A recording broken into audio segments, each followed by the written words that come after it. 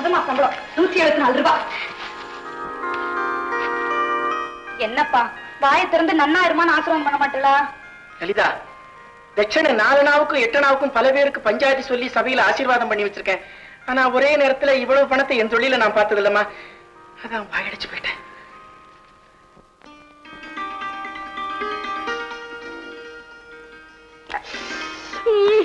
என்ன மாமா, என்னால ஒரு தடவை கூட ஜெயிக்க முடியல உங்களை.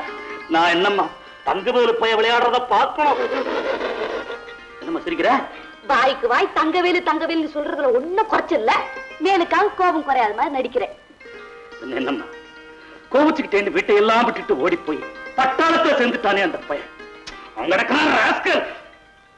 இருந்தாலும் புத்திசாலி பையன்மா. அவனுக்கு யாராலையும் ஜெயிக்க முடியாது தெரியுமா? ஐயா யாரு?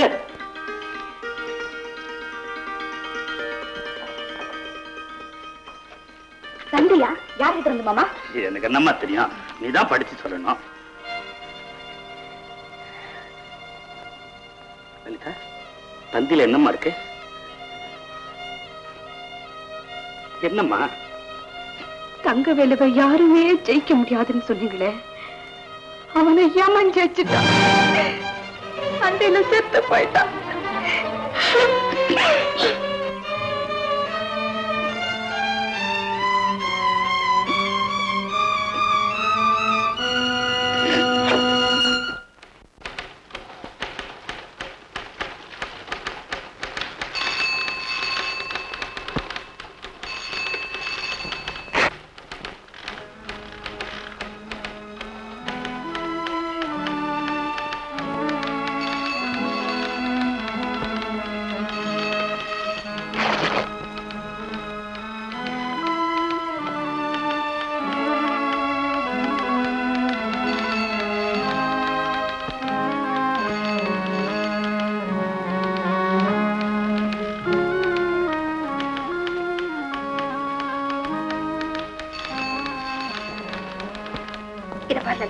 என்ன கல்யாணி, குடும்பத்தோட நிலைமையினாலதான் நாமெல்லாம் உத்தியோகம் பார்க்க வர வேண்டியிருக்கு.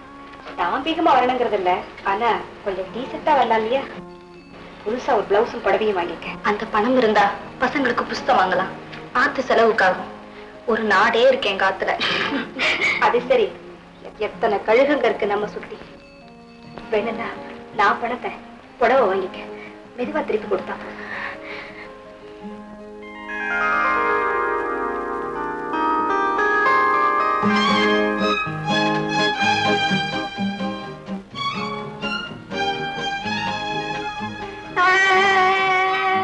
ஏண்டி அழற? நான் பள்ளிக்கூடம் போக மாட்டேன். பள்ளிக்கூடம் போக மாட்டியா? நான் பள்ளிக்கூடம் போக போகவே மாட்டேன். எதுக்குடா இப்படி அடம் பிடிக்கிற? என்ன எல்லாரும் கேலி பண்றா. கேலி பண்றாளா? நேக்கண்ண லலிதா தெரிஞ்சா உன்னை கொண்டு போட்டுவா. மரியாதையா பள்ளிக்கூடம் போ. நான் போக மாட்டேன். ஏன் கிரிஜா, இங்க வா.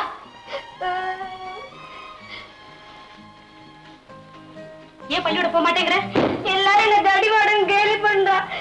தாவணி இல்லாம வர என்ன கலாட்டா பண்றாங்க. பசங்க எல்லாம் சீட்டி அடிக்கிறாங்க.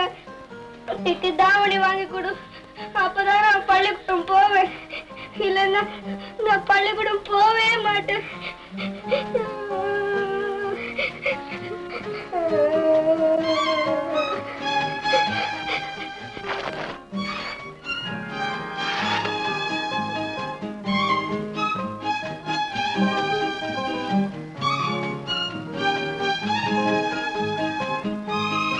நல்லா இருக்கா? ஒரு பள்ளி வச்சு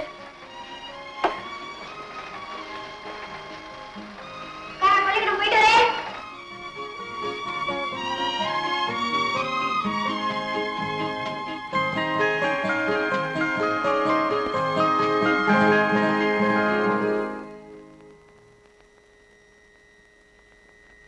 தியாகு, ஏய் தியாகு, மணி 2 போறது, போய் படுத்துக்கோ.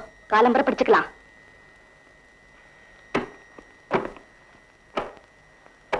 லலிதா, என்ன எப்படியாவது மெடிக்கல் காலேஜில் சேர்த்துருவியா? நான் உன்னைத்தான் நம்பின்னு இருக்கேன். பிளீஸ். தியாகு, முதல்ல பிஎஸ்சியை பாஸ் பண்ண, அதுக்கப்புறம் தானே எம்பிபிஎஸ். போய் படுத்துக்க போ.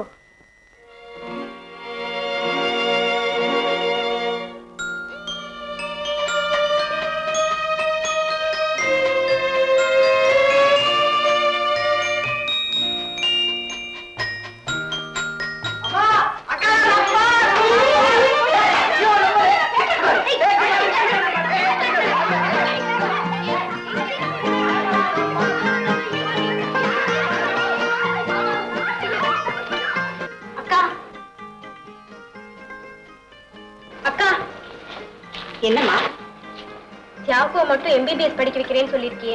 ஆமா, அதுக்கு என்ன இப்போ? எனக்கு பாட்டு கத்து கொடுக்க ஏற்பாடு பண்ண மாட்டியா?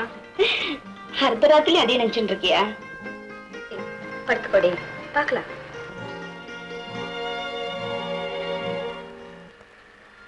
அம்மா, ராத்திரி சாதம் மட்டும் வச்சா போறோம், வேற ஒண்ணும் பண்ண வேண்டாம். அது கூட நானே வந்து செஞ்சுக்கிறேன். நான் ஆபீஸ் போயிட்டுமா, ஜாக்கிரதையா போயிட்டு வாமா.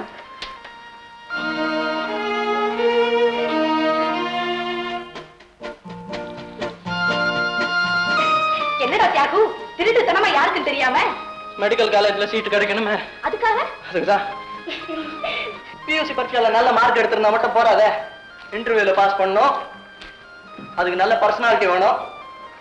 தேவை பயிற்சி பண்ணா உடம்பு சும்மா கும்முன்னு வரும். கம்முன்னு உடனே சீட்டு கொடுத்துருவாளா? மெடிக்கல் காலேஜ்ல சீட் கிடைக்கணுங்கிறதுக்காக அவ என்ன வேணா செய்வாக்கா. கோழி சாப்பிட்டா 4 பவுன் ஜாஸ்தி ஆகும் சொல்லு, அத கூட சாப்பிட்டுருவா. எல்லாரும் என்ன பார்த்து சிரிக்கிறான். நான் டாக்டர் ஆகணும், இவங்களை எல்லாரையும் தலை குனிய வைக்கணும்.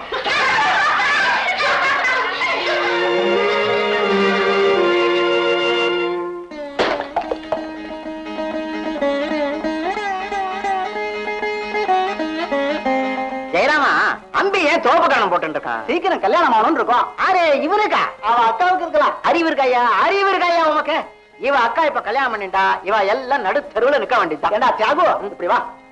எதுக்காக தோப்பு காணம் போட்டு இருக்க? நடு தெருவுல நிக்கணும்னு மெடிக்கல் காலேஜ்ல சார் இன்டர்வியூக்கு போயிருக்கேன். சீட்டு கிடைக்கணுமே என்னதான் மாமா. அதுக்கு பிள்ளையார் என்ன பண்ணுவார்? மெடிக்கல் காலேஜ் சீட்னா விளையாட்டா? காலேஜ்லயே ஃபர்ஸ்டா தெரியிருக்கேன் மாமா. காலேஜ்லயே ஃபர்ஸ்டா தெரியிருக்கணும், அது போராது. நல்ல மார்க் வாங்கியிருக்கேன் மாமா. அது வெறும் ஆத்ம திருப்திக்கு தான். அப்போ எனக்கு சீட்டு கிடைக்காதுங்கிறல? நோக்கு பல டிஸ்அட்வான்டேஜஸ் இருக்கு. நோக்கு சிபாரிசு இருக்கா?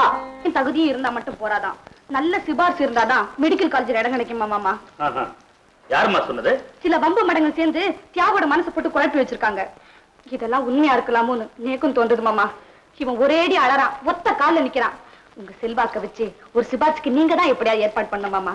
ஆமா சார், நீங்க தான் சார் எப்படியாவது ஏற்பாடு பண்ணும். தேவைன்னா நானே மெட்ராஸ் போறேன். யாரையாவது போய் பார்த்துட்டு வரணும்னா சொல்லுங்க, உடனே புறப்பட்டுறேன். எப்படியாவது இவனை மெடிக்கல் காலேஜ்ல சேர்க்கணும் மாமா. நான் யோசிக்கிறார். நீ கொஞ்சம் இரு. முதல்ல அங்க லலிதா, நீ ஒண்ணு செய். மெட்ராஸ்ல எனக்கு தெரிஞ்ச எம்எல்ஏ ஒருத்தர் இருக்கிறாரு, நெருங்கின நண்பர். அவருக்கு லெட்டர் தரேன், நீ போய் பாரு. காதும் வச்ச மாதிரி இருக்கட்டும். சரி மாமா. ஆமா, நீ மெட்ராஸ்ல எங்க தங்குவ? வரவுக்காரங்க யாராவது இருக்காங்களா? யாரும் இல்ல, அதெல்லாம் நான் பாத்துக்கிறேன் மாமா. இது கூட எனக்கு சொந்தக்கார பொண்ணுதான். மெட்ராஸ்ல இது வீட்டுல தங்கிக்கலாம். சரி மாமா. இந்தம்மா, இதுல விலாசம் இருக்கு, இதையே வச்சுக்க. சார், முதல்ல இவங்களுக்கு ஒரு லெட்டர் வேணுமே. நீ டாக்டர் ஆனா என் வீட்டுக்கு இலவசமா மருத்துவம் பார்க்கணும். என்ன?